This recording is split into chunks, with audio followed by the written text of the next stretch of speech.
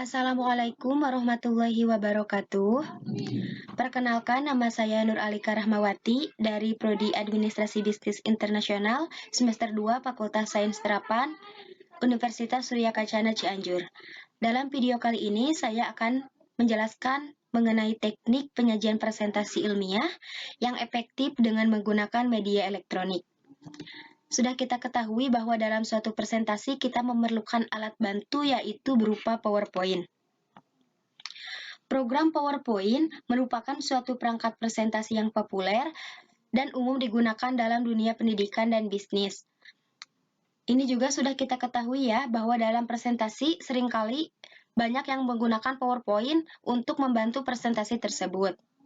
Dalam suatu presentasi, kita perlu memperhatikan beberapa hal. Yang pertama, persiapan materi presentasi.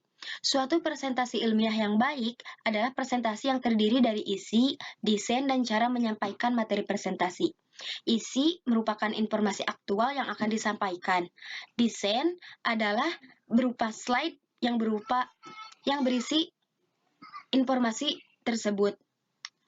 Selanjutnya, dalam mendesain suatu materi presentasi dengan bantuan PowerPoint, kontinuitas merupakan ketentuan yang harus diperhatikan. Ini dimaksudkan adalah keseimbangan antara latar, teks, dan lain sebagainya. Selanjutnya, penempatan teks.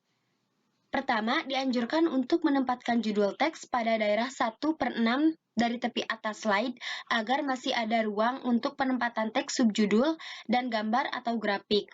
Poin kedua, beberapa ahli media menyarankan agar menggunakan bentuk bulet untuk menuliskan teks daripada menggunakan kalimat yang panjang.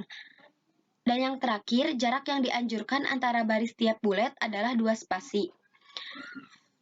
Nah, apabila kita menempatkan judul teks pada daerah 1/6 dari tepi bawah, itu akan menyebabkan teks seperti terlihat tumpang tindih. Dan untuk membuat teks, kita harus menggunakan teks yang singkat, padat, dan tepat pada sasaran. Selanjutnya ada pemilihan warna.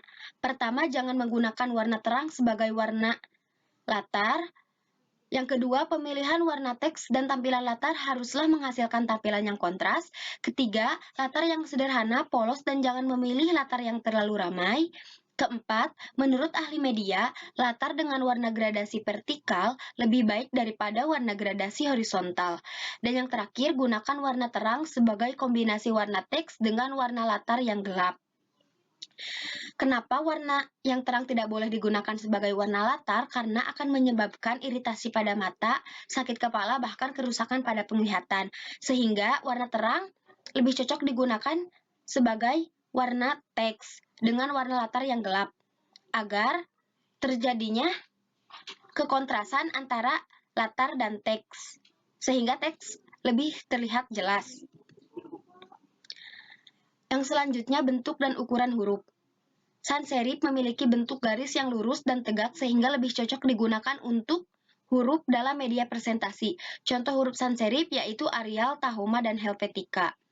Poin kedua, jangan menggunakan bentuk teks yang dimiringkan atau menggunakan teks yang terlalu artistik seperti huruf Jerman, dan jangan menggunakan huruf kapital di semua slide.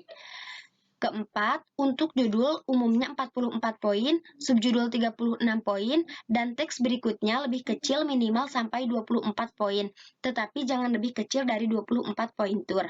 Dan yang terakhir, jumlah teks dalam satu slide jangan terlalu banyak kalimat yang digunakan.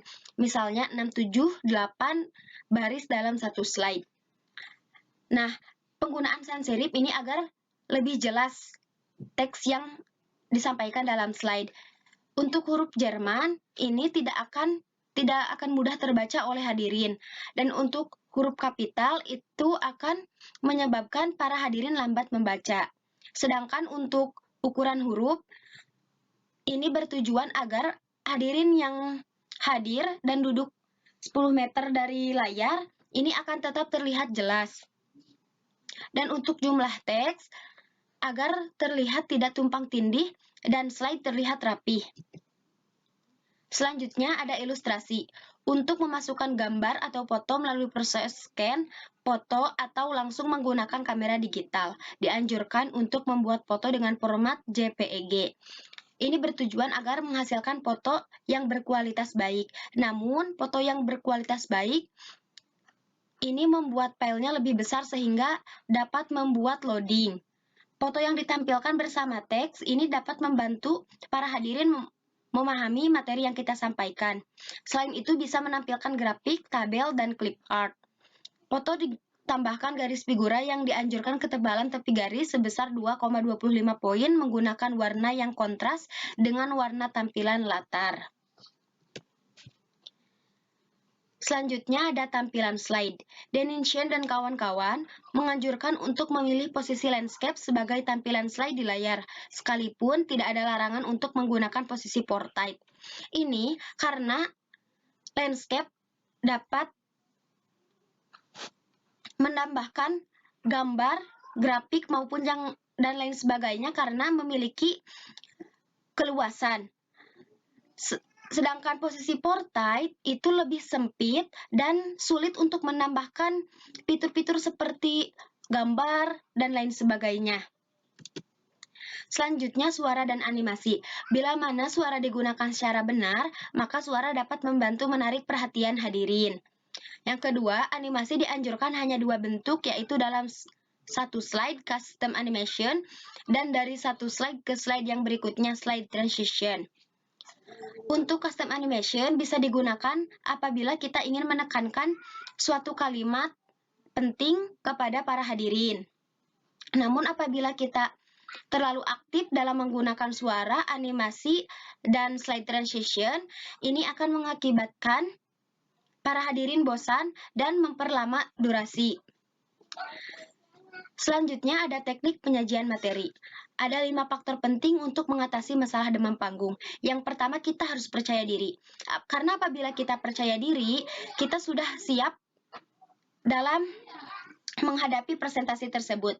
Yang kedua, penguasaan materi. Kita harus menguasai materi mengenai masalah-masalah apa yang berkaitan dengan materi tersebut.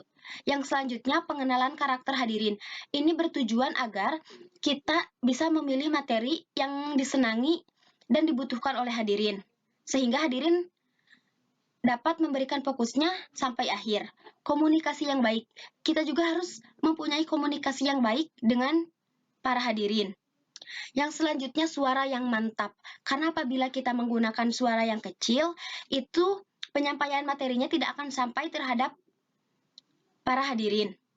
Yang selanjutnya, ada hal yang perlu diperhatikan dalam menilai tampilan seorang pembicara saat menyajikan presentasi ilmiah. Yang pertama, berbicara dengan jelas, artikulasi, dan tempo yang tepat. Temponya tidak terlalu cepat karena itu akan menyebabkan hadirin sulit memahami, dan temponya tidak terlalu lambat karena itu akan mengurangi durasi. Kedua, melakukan kontak mata dengan hadirin. Jadi kita harus melakukan kontak mata dengan hadirin. Kita tidak boleh terlalu fokus terhadap materi yang kita sampaikan. Yang ketiga, jangan terlalu sering membaca teks di latar atau catatan, karena ini dapat memperlihatkan kita bahwa kita tidak menguasai materi tersebut. Yang keempat, membuat materi presentasi sendiri. Ini bertujuan agar materi yang kita sampaikan kita dapat menguasainya. Yang selanjutnya, menunjuk layar menggunakan laser pointer. Ini bertujuan agar tidak menghilangkan fokus para hadirin terhadap materi. Tampilkan slide secara teratur, agar materi yang kita sampaikan juga lebih sistematik. Membuat gerakan-gerakan, ini bertujuan agar kita tidak merasakan demam panggung, seperti memasukkan tangan ke dalam saku celana dan lain sebagainya. Sisipkan humor yang sehat. Jadi kita harus menyisipkan humor yang sehat